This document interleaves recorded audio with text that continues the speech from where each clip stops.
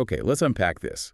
We've been given a fantastic stack of source material straight out of a professional training environment, essentially a high-level course on backup recovery systems and architecture. For this deep dive, our mission is to act as your expert guides, walking you through a specific set of critical lessons that deal with how modern enterprise data is stored, fiercely protected, and replicated across vast infrastructures. That's right. Today, we're moving past the basics of, what a backup is. We're diving into the specific architectures and the client challenges that govern recovery strategy in the most complex, large-scale environments. We'll be starting with specialized network storage, then tackling the monumental complexity of databases, and finally exploring virtualization, which, for many organizations, is where the foundational rules of recovery were completely rewritten. We're focused on gaining knowledge quickly but thoroughly, and the theme today is really specialization. Specialization in hardware, specialization in application structure, and specialization in the protocols used to connect them. We're talking about moving beyond the general-purpose server and creating dedicated pathways and architectures just for data protection. So let's jump right in. Our journey starts with Network-Attached Storage, or NAS. It sounds deceptively simple, right? Storage attached to your network.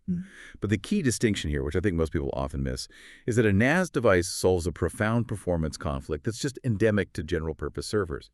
Why is this specialized architecture preferred over simply, putting a large array behind a Windows or Linux file server? What's fascinating here is the sheer specialization and dedication of the system. A NAS device is indeed an IT-based file-sharing device attached to a LAN, but its defining feature is that it's a dedicated single-purpose system. It runs its own optimized operating system, a kernel custom-built explicitly or only for file input-output operations. Okay, so if a general-purpose server is running, say, Windows Server, which is managing user logins, running applications, handling print queues, and serving files, the NAS device just completely offloads that I/O complexity. Exactly. A general server runs a generic OS. It can host any application. But the NAS device's OS is custom-tuned for one thing. And this specialization allows it to serve a far greater number of clients, handle file-serving operations, storing, retrieving, accessing much more efficiently, and it minimizes the latency associated with file access. It just eliminates that bottleneck that arises when file I/O competes with application or OS overhead on a general server. So that dedicated operating system is really the core performance driver. When we look under the hood at the physical components, what makes up this specialized NAS head that handles all the intelligence? Well, the components are all optimized for speed and connectivity. You have the NAS head, which contains the CPU and memory, and those are often optimized specifically for caching and metadata operations. Crucially, it must have one or more high-speed NICs, typically gigabit Ethernet, or faster 4 connectivity to the network. And then the OS manages the underlying stored array, connecting to those physical disk resources using high-performance protocols like SCSI or Fiber Channel. That specialization clearly delivers performance. But let's distill the strategic benefits for our listener who is managing a growing data infrastructure and needs to decide where to put their file shares. Sure. The benefits, they really fall into 4 clear categories. First is improved efficiency and performance. By eliminating those file I/O bottlenecks on application servers, you increase overall system speed. Second, you gain tremendous flexibility. NAS is seamlessly compatible with heterogeneous clients, UNIX, Linux, Windows, all accessing the same data pool using standard protocols. This simplifies cross-platform data sharing immensely. And what about on the administrative side? Does this specialization simplify life for the admin team? Absolutely. You achieve centralized storage and simplified management. Data is consolidated onto a single appliance, which minimizes duplication and offers a centralized console for managing file systems, user access, quotas, everything. And finally, NAS devices are inherently designed for scalability and high availability. They're built for low latency, and most enterprise NAS solutions support built-in native clustering for failover protection. They often include redundant networking components, too, to ensure maximum connectivity uptime. You mentioned seamless compatibility and standard protocols. That means NAS operates strictly at the file level. For those who might be unfamiliar with the storage hierarchy, what does it mean for the NAS to handle file-level access versus block-level access? Yeah, this is a fundamental distinction. A SAN, a storage area network, operates at the block level. This means the client operating system requests a specific logical block address, an LBA on the disk volume. The client OS has to manage the file system structure. In contrast, NAS operates at the file level. The client requests a file name and path, say, server shared document.pdf. The sophisticated NAS operating system then handles the complex, invisible conversion of that file request into the appropriate underlying block-level I/O commands required to physically retrieve the data from the disk array. So the client never sees or manages the blocks. Never. The NAS operating system does all the heavy lifting. It's the interpreter and coordinator. So what are the primary file service protocols that enable this communication? We rely on two primary, very common protocols. For Unix and Linux environments, it's NFS, or Network File System. That relies heavily on remote procedure calls, or RPC, to share directory structures across the network. Okay, and for Windows? For Microsoft Windows environments, the standard is CIFS, which is the Common Internet File System. Let's simplify CIFS for a second, because that acronym often causes confusion. What is its core function, really? CIFS is the standard stateful file sharing protocol for Windows environments. It's essentially an advanced open variation of the original server message block, or SMB protocol. Its main job strategically is to ensure data integrity and concurrent access. It provides crucial features like file and record locking, which prevents two users from simultaneously overwriting the same data segment. And it offers fault tolerance features for applications designed to utilize them. Okay, so we've established the hardware is specialized and the protocols are standardized. Now let's look at implementation types. The source material distinguishes between two main architectures: integrated NAS and gateway NAS. Right, and the difference really lies in where the storage lives. Integrated NAS is the simplest and most common implementation, especially in smaller environments. All the components, the NAS head with its CPU and memory and the underlying storage array, are all housed within a single physical enclosure. It's a self-contained turnkey appliance. And the gateway NAS model, that sounds more complex, but strategically important for existing enterprise infrastructures. It is. Gateway NAS is designed to leverage existing high-end block storage. The NAS head itself doesn't house the disks. Instead, it acts as a file system translator, sharing its storage pool directly with a separate existing SAN environment. So if the gateway model is so efficient at utilizing existing SAN resources, what's the major single point of management headache or, the risk it introduces that integrated NAS avoids? That's an excellent critical point. While Gateway NAS allows you to scale file serving capabilities without buying new disk arrays, it introduces cross-domain dependency. You're now relying on two separate management layers: the SAN infrastructure team managing the blocks and the NAS team managing the files and client access. If there is a performance issue, or if the underlying SAN volume is moved or reconfigured without the NAS team's knowledge, the file access layer immediately fails. Right, so you're pointing fingers. Exactly.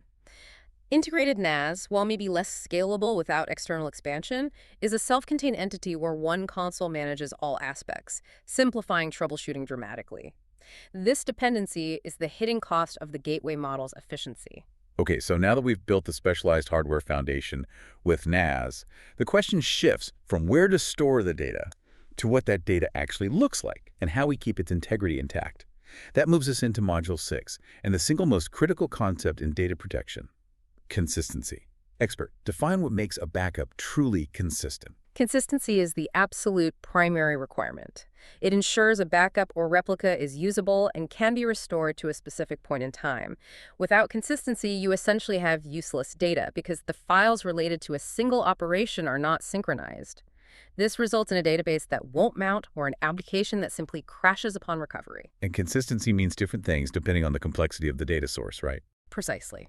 For simple file systems, consistency is often achieved physically by taking the file system offline, unmounting it so no changes can occur. If the file system has to remain online, consistency is achieved by flushing the host buffers to ensure all writes are committed, and then immediately prohibiting further writes during that brief period of the backup or snapshot. But databases are where the complexity truly explodes. They involve multiple files, potentially spread across multiple volumes, and a single transaction might update several of them in a precise, defined order. The challenge is temporal and spatial. A consistent backup of a database means all associated files, regardless of their location, must be captured at the exact same point or state so the transaction log and data files are synchronized. To achieve this, we have to look at the trade-off that's inherent in any system protection strategy: the cold versus hot backup decision. Walk us through the trade-offs of those two options, specifically connecting them to RPO, the tolerable amount of data loss. Sure. A cold backup, or an offline backup, guarantees perfect consistency. The application is shut down and inactive while the backup runs. However, for a mission-critical system, this means your RPO is dictated by the downtime required for the backup, which can be hours, and that's often intolerable. Right. The alternative is the hot backup, or online backup, where the application remains up and running. This requires sophisticated application-aware database backup agents that interface with the database utilities API. While this minimizes RPO and downtime, the agents utilize significant CPU and memory resources to coordinate the online snapshot, which can negatively affect the performance of the production application server. So it's a classic choice between RPO protection and production performance degradation. Exactly. So if application downtime is unacceptable and the hot backup agents impact performance too much, that's where the high-end solution, the point-in-time copy method, comes in. This uses technologies like storage snapshots or split mirrors. That's the strategic middle ground. The PIT copy method addresses the constraints of large, high-transaction systems. The application or database is only stopped or frozen momentarily, we're talking milliseconds, while the storage array creates an instantaneous, consistent snapshot or split mirror of the volume. And the real genius of the PIT copy method is the offloading of work. Absolutely. Once that instant copy is created, the workload shifts entirely. A separate, dedicated proxy machine mounts that snapshot as a local volume, and that proxy client performs the backup, reading the volume and sending the data to the backup target. The strategic benefits here must outweigh the cost for high-value applications. Undeniably. The pros include the fastest restore, particularly with split mirror approaches, because the data is already on a disk volume. Critically, there is zero CPU utilization overhead on the production database server during the main backup window, and it allows administrators to use standard, familiar file system backup techniques on the mounted snapshot, making it versatile even for databases without sophisticated external backup agents. But nothing in enterprise architecture is free.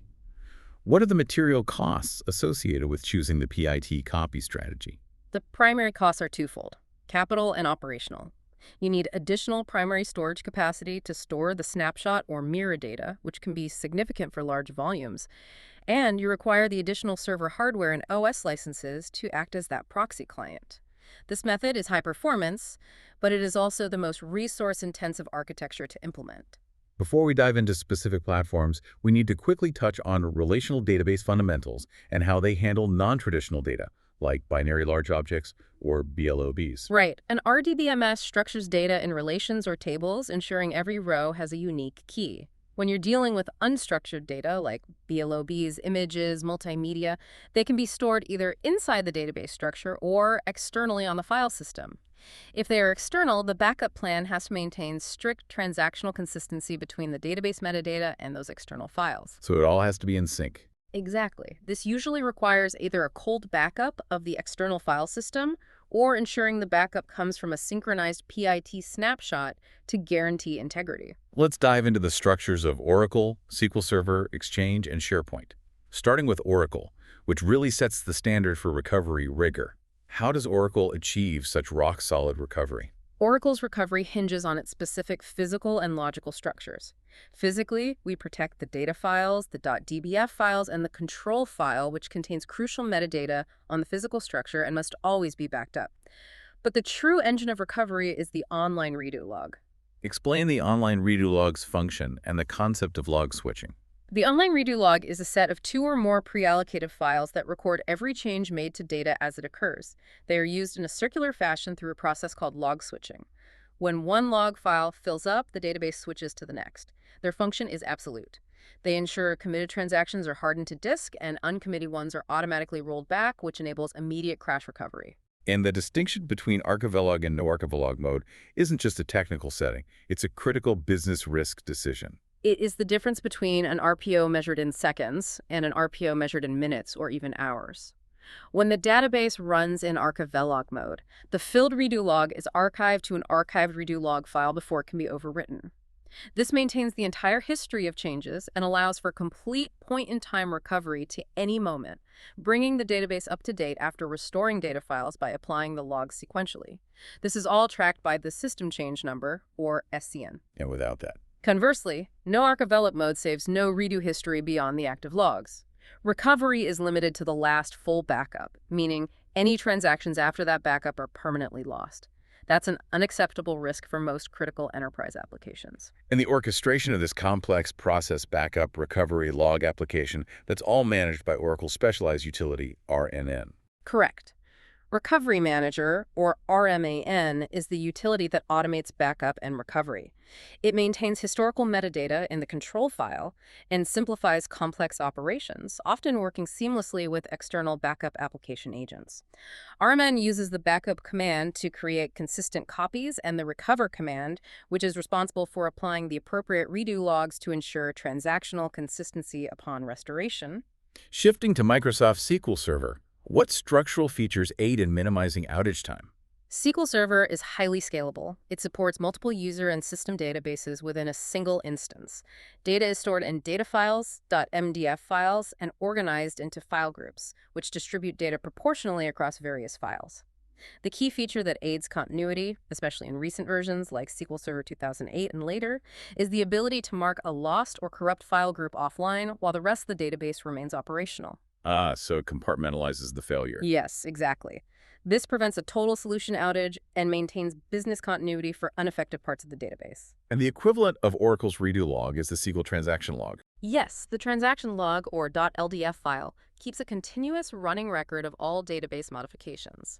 For backups, SQL supports efficient methods like backing up databases through multiple stripes or data streams to match data transfer rate capabilities. Backup applications typically integrate via the Virtual Device Interface, VDI, or VSS snapshot technologies. Once the data is copied back from the backup medium, the database isn't immediately online, right? SQL Server uses a distinct multi-phase restore process. What are those phases? This is critical for understanding the restoration timeline. The three phases are data copy, redo, and undo. Data copy simply moves the data files back to the target location. The redo phase, or roll forward, then applies log changes, starting with the full log backups, to return the data to its state at the recovery point.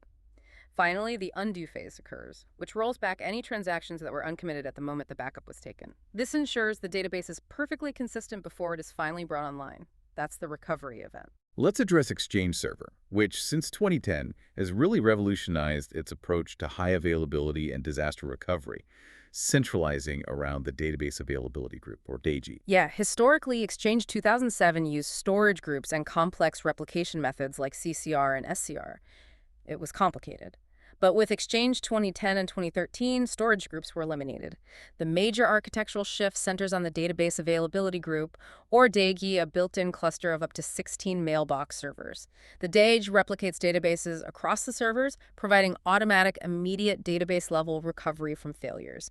It makes high availability inherent to the structure. And that makes the underlying database the focus. So what files define the Exchange state? We must protect the Exchange database files, the .adb files, the transaction log files, the .log files, which, like SQL, record operations before committed transactions are written to the EDB, and the checkpoint files, or .chk files. Those are simple pointers indicating the last log file successfully written to the database. And a key point for modern environments. It's also important to remember that Exchange 2010 and later support VSS-based backups only. The traditional streaming APIs are gone. And for granular recovery, like avoiding the massive overhead of restoring a 5-terabyte mailbox store just to find one lost email. That is the function of the Recovery Database, or RDB. It replaced the old Recovery Storage Group. The RDB is a special quarantined mailbox database instance used to mount a restored database copy. This lets the administrator quickly extract specific items or individual mailboxes from the restored data without disturbing the current production store. The RDB is absolutely essential for meeting aggressive individual item recovery SLAs. Finally, let's look at SharePoint, a collaboration platform that operates in a multi-tiered farm structure tied intrinsically to SQL Server. What's the hierarchy of a SharePoint farm? SharePoint operates in a flexible, service-oriented architecture. The hierarchy descends from the farm, which contains all resources, down to web applications, which are the user interfaces. Then you have site collections, which are groups of sites that share administration, and finally to sites, lists, and libraries. That's the actual content. And physically, what are the 3 server roles? The essential 3-tier roles are the web server, or WFE, which handles end-user web traffic, the application server, which runs shared services like search and Excel services, and the database server, which hosts the configuration and content databases. And that's always SQL Server. SharePoint relies on 2 crucial database types. Why is it best practice to manage content database size carefully during the design phase? The 2 types are the singular configuration database, which holds farm-wide settings, and the content database, which stores all site content. A single web application can utilize many content databases. The best practice is to schedule backups when users are inactive, stagger them, and specifically use multiple, smaller content databases for a web application instead of one massive monolithic one. Why is that? Faster backups. Faster backups and faster recovery. The fragmentation speeds things up because you can run parallel backup streams, and critically, you only need to restore a single, smaller database if the content for a specific site collection is corrupted. That prevents massive downtime. That deep dive into application architecture demonstrates that consistency is a bespoke challenge for every platform. But even the fastest network won't help if the snapshot isn't consistent. That brings us to Microsoft's Volume Shadow Copy Service, or VSS expert. Before VSS, what was the I/O freeze problem it was designed to solve? The fundamental problem VSS solved was coordination across open files and torrent writes. Before VSS, applications often kept files locked in exclusive mode, which prevented copies. More critically, coordinating a precise snapshot across multiple open files for a complex application like an Exchange database spread across volumes was nearly impossible without shutting down the service. This led to inconsistent data or potential crashes upon restore. VSS's genius is its ability to centrally coordinate disparate hardware and software to solve this instantaneous consistency problem. And it does this through a coordinated approach involving three crucial components in the VSS framework. Correct. We have the requester, the writer, and the provider. The requester is typically the backup application itself. It initiates the process, accepts user requests, and tells VSS what needs to be backed up. Next is the writer. This is the specialized intelligence layer. The writer is application-specific code, like the SQL writer or Exchange writer, that provides metadata details, tells VSS where the data stores are, which is discoverability, and ensures the data on disk is in a consistent state, data consistency, just before the snapshot. And the providers are the workhorse that actually creates the copy. Yes. The provider is responsible for the physical creation and maintenance of the shadow copy. Providers can be software-based, utilizing host CPU and disk space, but for high-performance enterprise systems, they are often hardware providers developed by storage vendors. These hardware providers offload the snapshot processing to the host bus adapter or the storage array controller, which dramatically reduces the impact on the host. Let's put this into the snapshot workflow, the famous freeze-thaw sequence. It sounds like a lot of steps, but it happens in milliseconds. It is a lightning-fast process. First, initiation. The requester asks VSS for a snapshot. Second, preparation. VSS notifies the writer to prepare data flush internal caches, complete open transactions. The writer then generates the writer metadata document, which is an XML file describing the data state. Third, freeze. VSS directs the writer to temporarily freeze all incoming I/O write requests. VSS then flushes the file system buffer and freezes the file system metadata. And then the copy happens. Right. Fourth, copy creation. VSS notifies the provider to instantly create the shadow copy. It's really a mapping or a pointer to the frozen volume state. And finally, fifth, thaw. VSS immediately instructs the writer to thaw, resuming normal I/O activity. The application barely notices the pause. Now let's simplify the genius behind the copy on write, or COW, mechanism used by the provider. It's what makes the copy instantaneous. How does it work without copying the entire volume? Think of the source volume like a massive, constantly evolving newspaper. The provider sets up a hidden, empty virtual volume, which is just a save location. When the snapshot happens, it's just a pointer to the current newspaper state. Now, the newspaper, the source volume, starts receiving new writes. When a new headline or story block is written, the provider intercepts it. Okay. Before the new data overwrites the old block on the source, the original, soon-to-be overwritten block data is copied to that virtual volume. Then the write proceeds on the source. So when I try to read the snapshot, what do I see? When you read the snapshot, you access unchanged parts directly from the source volume, the current newspaper. But if you try to read a block that has been modified since the snapshot, a block that has a copy in the virtual volume, the COW mechanism redirects your read request to the preserved old block in the virtual volume. This preserves the point-in-time view with minimal overhead and ensures the physical process of copying the data can be done later, off hours, or by that proxy server we discussed earlier. VSS handles consistency on the host machine. But now we have to revisit our NAS device from Section 1, which has a proprietary operating system and file system.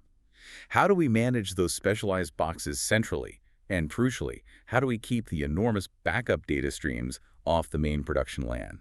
That is the territory of NDMP. NDMP, or Network Data Management Protocol, is the industry standard answer to NAS backup.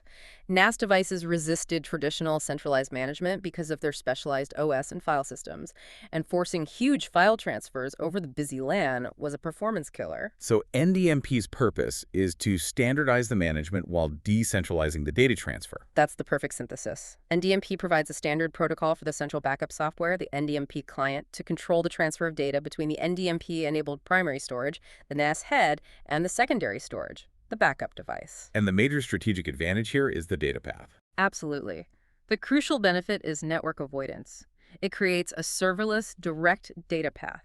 The actual backup data is sent directly from the NAS head to the locally attached backup device, be it tape or disk, often using a dedicated fiber channel or SCSI path. The only information that travels over the main production LAN is the metadata and the control signals from the central backup application. This minimizes network traffic and accelerates backup windows dramatically. And how does it handle all the different proprietary file systems? Right, that's where the XDR standard comes in. That's external data representation. Since you are moving data between proprietary systems, XDR is essential. It's the output language used to ensure data integrity, including all the complex file permissions, ownerships, and file system structure details, is maintained across disparate operating systems and hardware platforms. This guarantees a consistent and complete recovery regardless of the NAS vendor. Okay, we've covered dedicated storage and specialized data systems. The final massive piece of the puzzle that dramatically changes backup strategy is server virtualization. It has fundamentally reshaped disaster recovery planning. What are the properties of VMs that are such game changers for DR? Server virtualization fundamentally changes the economics, the speed, and the management of recovery by abstracting the physical environment.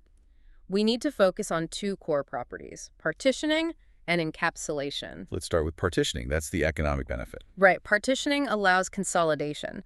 Multiple operating systems and applications running simultaneously and isolated on the same physical server. This drives enormous cost savings by reducing the total number of physical servers needed. That's CapEx, and lowering power and cooling costs, which is OpEx.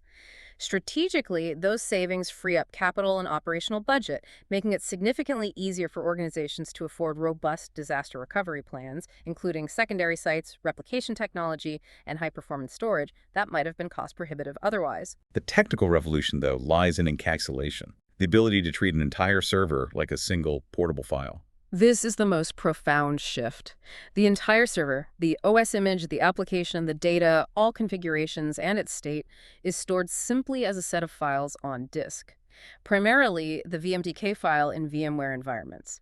This transforms traditionally complex and lengthy tasks like bare metal recovery and server migration into simple file copy or export activities. If your VM crashes, the core recovery step is simply moving that VMDK file to new infrastructure. And encapsulation works in tandem with hardware independence. Absolutely. VMs are decoupled from the physical hardware. They can run on any x86 hardware without modifications. For DR, this is huge. You don't need to purchase identical expensive new servers for your recovery site. This property significantly accelerates recovery by simplifying system startup and configuration and avoiding the slow, complex, and often uncertain process of traditional physical server recovery or bare metal restores, which are plagued by driver and hardware compatibility issues. Within the VMware environment, which is the industry leader, the storage for these encapsulated files is managed by VMFS. How does that clustered file system maintain integrity when multiple physical hosts might need access? VMware vSphere utilizes the VMFS, or Virtual Machine File System. VMFS is a high-performance cluster file system that provides shared access to consolidated storage volumes. Its essential function is managing access to those VMDK files. When a VM is running, VMFS manages file locks to ensure that while multiple physical servers, or ESXi hosts, can see the VMDK file, only one physical server accesses or modifies the VM's files at any given time. This integrity management is critical for preventing corruption in shared storage environments. So we have the server encapsulated as a file. We now face a strategic choice for backup, treating it like a physical box, a guest backup, or utilizing new specialized APIs. What's the strategic decision process here? The decision balances familiarity with performance efficiency. Option 1. Guest backup is the traditional familiar route. You install the client software, say, a networker client, inside the virtual machine's guest OS. The primary strategic advantage is that it allows backup admins to use identical methods for physical and virtual machines. More importantly, it allows database applications like Oracle to use their own dedicated agents, like RMAN or SQLBDI, to ensure that highly specific application-level consistency is required. But the performance cost on the host server is significant, isn't it? It can be crippling. The major drawback is resource strain. If too many VMs are backed up simultaneously using guest agents, the combined load of the agents, the I/O, and the network activity can overwhelm the underlying ESX host's CPU, memory, and network resources. And that drastically impacts the performance of all other virtual machines running on that host. And the modern preferred method is to leverage the hypervisor's intelligence to take the processing load entirely off the host and guest. That's option 2. That is option 2. Image backup using VADP. That's the vStorage APIs for data protection. VADP integrates directly with backup products for centralized, efficient, and crucially off-host backups. No agents need to be installed inside the guest OS. Backups are performed using a VADP proxy server, a separate machine dedicated to the task in VMware snapshot technology. The processing load for reading the VM image and sending it to the backup target is completely offloaded from both the production ESX hosts and the VM itself. What key VADP feature makes incremental backups dramatically faster and more efficient than traditional file system backups? That is changed block tracking, or CBT. CBT is a brilliant feature that keeps track of only the blocks in the virtual disks that have changed since the last backup. Without CBT, an incremental backup would require scanning the entire VMDK file to determine which files and then which blocks have been modified. With CBT, the hypervisor tracks the changes at the block level, making it unnecessary to scan the massive VMDK file. This dramatically accelerates incremental backup times and reduces the amount of data moved across the network. So the strategic takeaway for the learner here is that VADP is the high-performance path, but guest backup may still be a necessary evil if the application consistency requirements are so stringent they can only be met by the vendor's native agent, like some very old or complex Oracle configurations. Precisely. It is always a strategic trade-off. Use VADP for high throughput and efficiency whenever possible, but revert to a guest agent if application integrity absolutely demands it, accepting the associated host resource overhead. Finally, let's turn our attention to the operational reality, dealing with real-world client challenges where the environment is unpredictable or simply too large for standard solutions. The backup plan must be surgically matched to the client's characteristics and the organization's non-negotiable recovery point objectives, or RPO. Indeed. These scenarios require highly specific configuration changes, often revolving around mitigating constraints like sheer data volume, file fragmentation, or severely limited network bandwidth. Let's start with handling large clients, so large files or file systems. When volume is the primary bottleneck, what strategies maximize throughput and ensure the backup finishes within the window? The problem with large volumes is often not just the gigabytes, but the number of operations required. To maximize throughput, the first stratagem is to use multi-streaming. This involves breaking the data into logical components like database stripes, file system volumes, or save sets, and sending multiple backup jobs simultaneously. This is commonly leveraged by databases and NDMP, where you match the number of parallel streams directly to the capability of the backup target storage, ensuring the target device is always receiving data at its maximum rate.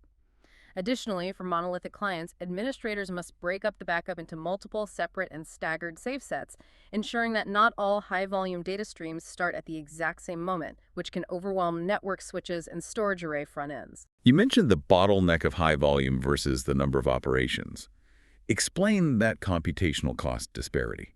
Why does backing up 1,000 small files take so much longer than one large file of the same total size? That is the crucial concept.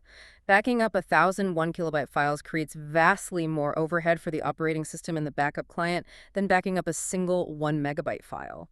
This overhead is generated by the sheer volume of indexing, cataloging, file open calls, file close calls, and metadata updates required for each individual file. So the client CPU is just churning. Exactly. It has to process these requests sequentially, leading to slower overall throughput, even if the total data volume is the same. Therefore, for file systems with many small files like user home directories or web cache's sophisticated block tracking technology like SnapImage, which tracks changes at the block level, can provide a significant performance benefit over traditional file-by-file scanning. Next, the unique challenge of desktop and laptop clients. Their backup window is completely unpredictable. What is a pragmatic strategy for protecting this mobile and intermittent data? The primary strategies are conservation and localization. Since laptops are often only connected briefly and unpredictably, you must first limit the scope. Backup only user files and folders. Exclude operating system data, application files, and program directories, as those are easily reinstalled from images or distribution media. This manages storage capacity efficiently and reduces the size of the required transfer. Second, for large regional deployments, you must segment the traffic by backing up to a dedicated local storage node or backup server deployed within that site. This prevents unpredictable traffic spikes from flooding the main data center network. And that leads naturally to remote clients and time zones, which face significant bandwidth limitations across wide area networks, or WANs. How do you protect critical remote office data without saturating the constrained link? Bandwidth is the absolute choke point for remote offices, so you need solutions that use minimal utilization. Deploying dedicated local backup infrastructure storage nodes or backup servers at the remote office is step one. But the most important technology is source-based deduplication. Source-based deduplication is a must-have because it identifies unique data segments at the client level before any transfer begins. Instead of sending full copies of daily incremental changes, only the small unique segments of changed blocks are transferred over the network to the central backup target. And the data reduction is huge. Oh, yeah. The ratio reduction, often 50-to-1 or more, is what makes WAN-based remote backups feasible. Finally, let's identify the universal factors that impact client performance, the low-level bottlenecks that often cause massive hidden delays. These are often the most frustrating issues because they are so easy to overlook. We start at the source: client CPU and I/O. Backups are inherently CPU and memory intensive. If a client has high CPU utilization from other tasks, slow disk I/O, or insufficient memory or swap space, the backup performance will be crippled. This is especially true in virtual environments where a single physical host's resources are overcommitted. And you mentioned a networking problem, the duplex mismatch. That is a classic, frustrating admin time sink. The duplex mismatch. It's a perfect example of how a 3-cent configuration error can kill replication speed. The problem arises when one network node, say the client's network adapter, is set to auto-negotiate, and the switch port it connects to is manually set to 100 Mbps full duplex. The auto-negotiated side often fails to detect the full duplex setting and defaults to half duplex. This mismatch causes significant packet collisions and high rates of TCP retransmissions. So the connection just crawls. It crawls. It drastically slows the data movement to a fraction of the theoretical bandwidth. It appears as an intermittent, highly degraded connection that is often misdiagnosed as a congested network when, in fact, it's a simple configuration error. Lastly, what about the computational overhead of protecting the data as it moves, compression and encryption? Software compression and encryption require significant host CPU resources when performed by the client itself. If the network is the primary bottleneck, software compression may be worthwhile because it reduces the amount of data transferred. However, if the backup target device is already performing hardware compression, the software layer is just wasting client CPU cycles. Furthermore, software encryption, while necessary for security, creates a significant challenge for deduplication targets. Since every block is encrypted with a unique key or randomized seed, it appears unique to the deduplication engine. So it kills the deduplication ratio. Kills it and drastically increases the required storage capacity. It's a trade-off between security and storage efficiency. So what does this all mean for the learner? We have mapped out an increasingly complex architectural landscape, from the specialized single-purpose operating system of a NAS device through the strict consistency requirements enforced by Oracle's RMAN and VSS's coordinated freezing mechanism, right down to the fundamental performance drag caused by something as simple as a duplex mismatch on a remote switch port. If we connect this to the bigger picture, modern backup isn't about simply copying data, it's about micromanaging complexity and risk. Every decision, from the strategic choice to use VADP for image backups versus a performance-draining guest agent to ensuring your databases are in archivalog mode, is a business risk decision masquerading as a technical configuration setting. The massive efficiency provided by virtualization and technologies like source-based deduplication is what makes today's enterprise-scale data protection even remotely feasible, given the accelerated pace of data growth and the shrinking recovery window demands. It's clear that technology has evolved to handle almost any level of data growth or security need. The tools, VADP, RMN, replicated DAGs, are immensely powerful and often automated. This raises an important question for you. When the underlying technology is so robust, does the success of a recovery plan rely less on the raw power of the hardware and more entirely on the quality of the initial architectural planning, the continuous testing of those specialized systems, and the vigilance required to spot those low-level, high-impact configuration errors like a half-duplex setting? Something to chew on next time you look at your recovery point objective. Is your architecture built for certainty or merely for convenience? We'll leave you with that.